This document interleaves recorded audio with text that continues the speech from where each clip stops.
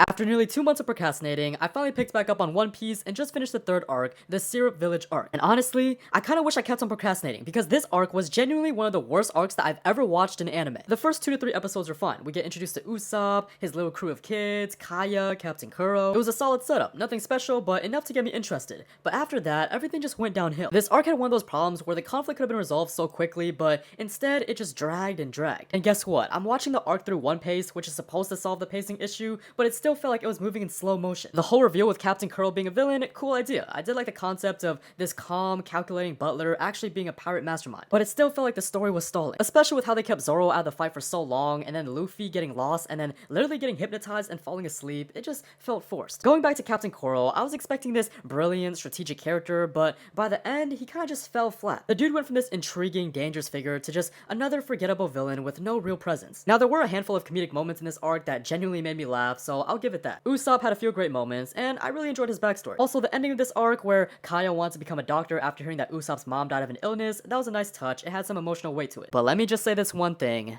Nami. I swear, every arc that passes, she gets more and more insufferable. She's constantly complaining, barely helps in a meaningful way, and then when she does help, she somehow makes the situation worse. She just comes off as a brat, and at this point in the story, she feels completely useless to the crew's dynamic. Overall, this arc had a solid start and a decent ending, but everything in between was a complete mess.